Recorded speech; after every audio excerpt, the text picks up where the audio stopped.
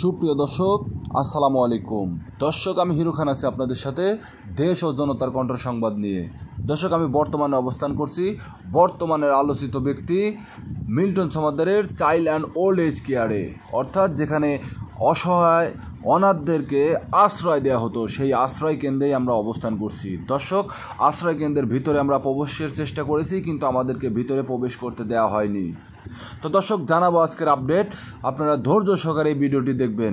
দর্শক, এই মিল্টন সমাদ্দার দ্বারা বা তার লোকজন দ্বারা এক বৃদ্ধ মহিলাকে নির্মমভাবে নির্যাতন করা হয়েছে, সেই ভিডিওটি আপনাদের মাঝে তুলে ধরলাম। ঘটনাটা একটু বলেন তো।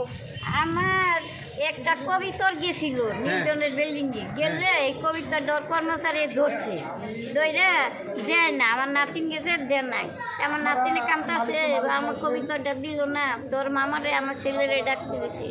পরে আমার ছেলে গেছে, গেলে গলে করতে ধরি নেই, এটা কইছে, আমার ছেলে কইছিল না দিলাম আমরা যাই গিয়া, এই কয়ে যে এই যুগে আইছে, আইলে ভরা এই রাস্তার থেকে ঢুকাইয়া ওরা একজনে ধরলে সবচেয়ে মারে, সবচেয়ে দশজন মানছে।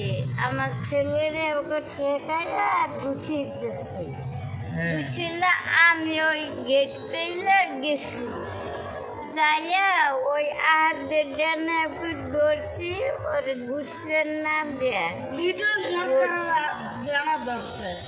ধরলে পরে আমার গুছি। মানে মিল্টন সমাদ্দার আপনাকেও গায়ে হাত তুলছে? না, মিল্টন সর্দারের না, হের কর্মচারী। হের নাম আহের। পরে তারপরে কি আপনারা কোনো পুলিশ বা কোনো প্রশাসন বা এলাকায় যারা আছে তাদের কি জানাইছেন? জানাইছিলাম পুলিশ, কিন্তু এলাকায় যারা আছে হ্যাঁ করে জানাইছি। হেরা তো পারে না, অনেক চেহারা না। আচ্ছা, আপনার যেই ছেলেকে মারছে সেই ছেলে কি এখন আছে এখানে? একটু ডাক দিবেন, একটু ডাক দেন তো। একটু ডাক দেন। আচ্ছা, তারপরে আপনার বাসা কি এইটা? আচ্ছা, আপনার বাসা এইটা, আর ওনার কি তো এইখানে যে অনেক সময় আমরা শুনি যে বিভিন্ন লাশের জানাজা এখানে দেয়, কত মানুষের জানাজা দিয়েছে? জানাজা তো দেই, ওই যখন জানাজা দেয় নামাজের সময় না, ওষুধ ধরে বাইরে জানাজা দিতেছে। প্রতিদিনই 8টা করে দেয়?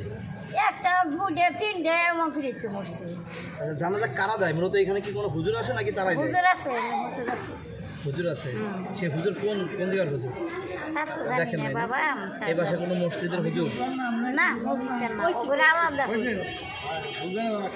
এদিকে আসেন, আপনি কি জানেন বলেন। আমি কিছু না, আমি এলাকায় থাকি না। এই এলাকার কে আছে? এই এলাকার ওনার অত্যাচারের শিকার এই এলাকায় কে আছে? আর আপনার ছেলেকে আসলে একটু ডাক দেন তো, এথায় এই কাছে একটু ডাক দিয়ে নিয়ে আসেন তো।